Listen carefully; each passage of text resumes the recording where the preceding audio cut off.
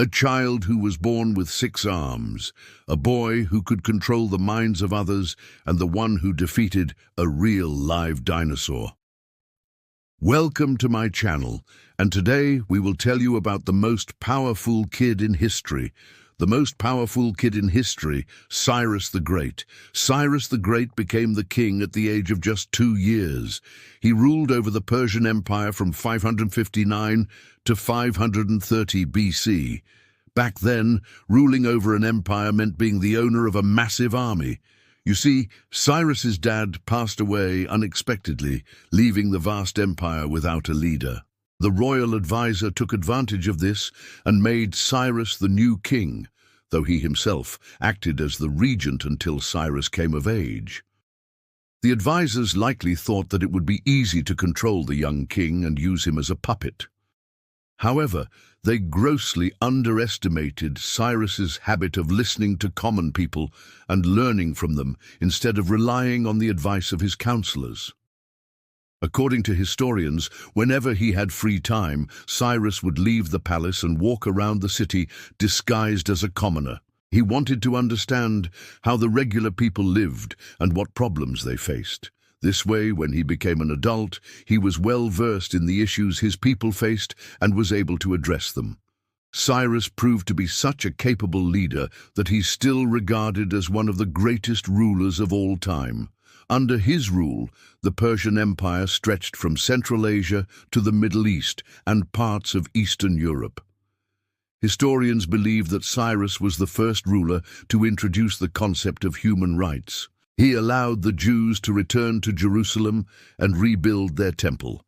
Furthermore, he's known for issuing the Cyrus Cylinder, which is considered by many to be the world's first declaration of human rights. Aditya, the god-child. Indian mythology is filled with tales of avatars or earthly manifestations of various gods.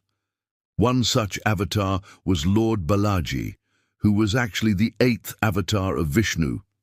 He appeared on earth to kill the demon king Hiranyakashipu, whose powers were granted to him by a boon from Lord Brahma.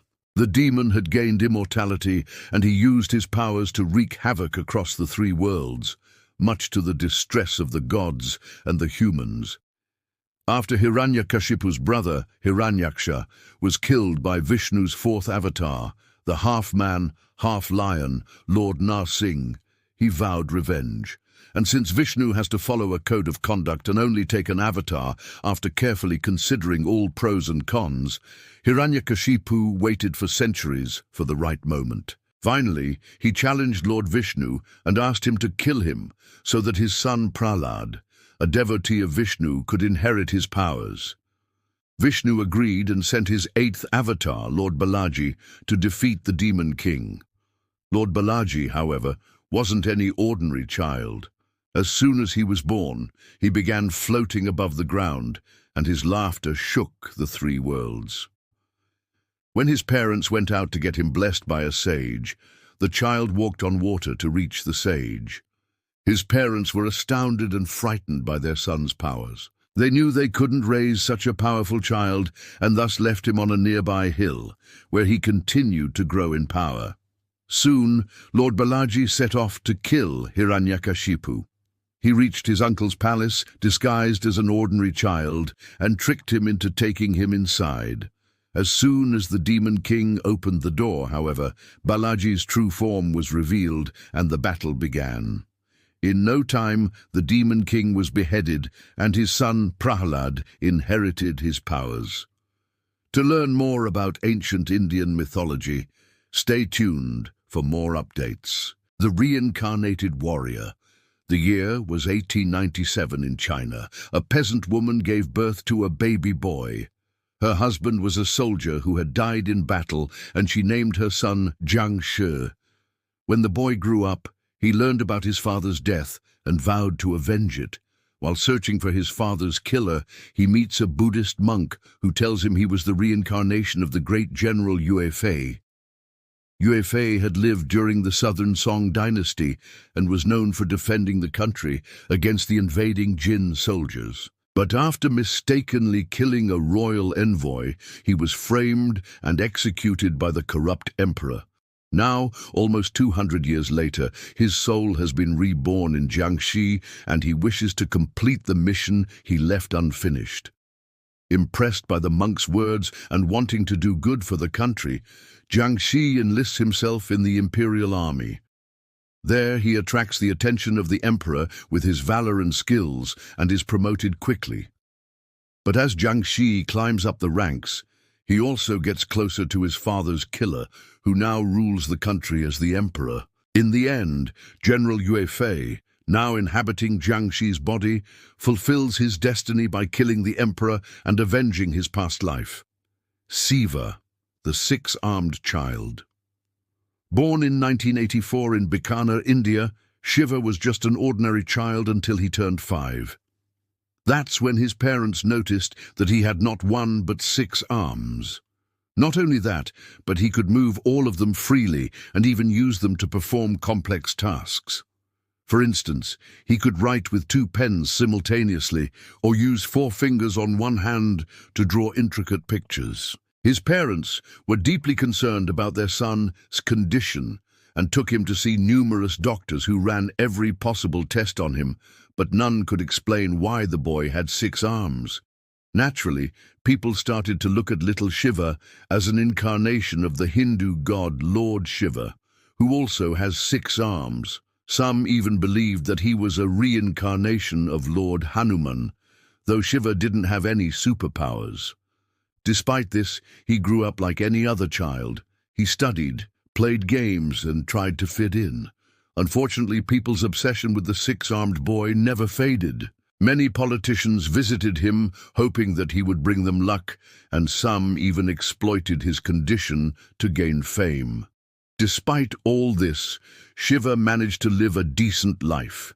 He married and became a father himself. Ian, the telepathic child. Ian's telepathic abilities came to light when he was just 3 years old. He could read the minds of anyone around him, and it got worse with time. By the time he was 6, Ian could hear everyone's thoughts, which often made him feel anxious and overwhelmed. When he tried to tell his parents about it, they didn't believe him and thought he was making things up. Ian felt isolated and scared, so he stopped talking to his parents altogether. Instead, he spent his time alone, playing with toys and reading books.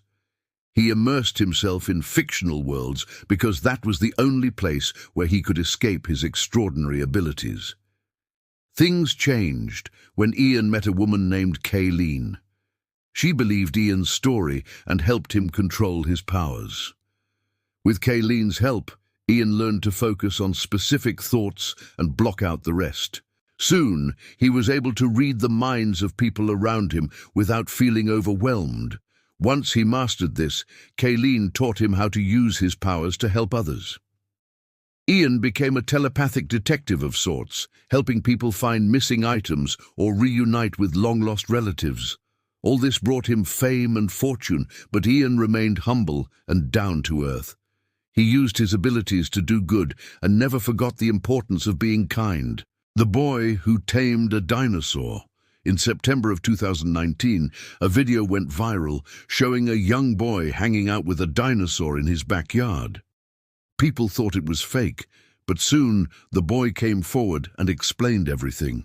Meet Roy Sullivan, a 14-year-old kid from South Carolina who has a pet dinosaur named Buff. Roy first met Buff when he was just a baby dinosaur. Back then, Buff was suffering from an infection, and a local wildlife volunteer named Betty Jean Winters took care of him. She raised the dinosaur on her own, and when she got too old to look after him, she handed Buff over to Roy, who had shown keen interest in dinosaurs from a young age. Now Roy takes care of Buff and trains him every day. In fact, the bond between the two is so strong that they can communicate with each other through sign language. Isn't that amazing? We think so too. It's incredible to see the bond that Roy and Buff share. It's a reminder that sometimes the most unlikely friendships are the strongest. So next time you think friendship is overrated, just remember Roy and Buff and the unique connection they share. Which kid did you find the most inspiring? Tell us in the comments section below. If you enjoyed watching this video, hit the thumbs up button and subscribe to our channel for more amazing content. We'll see you next time.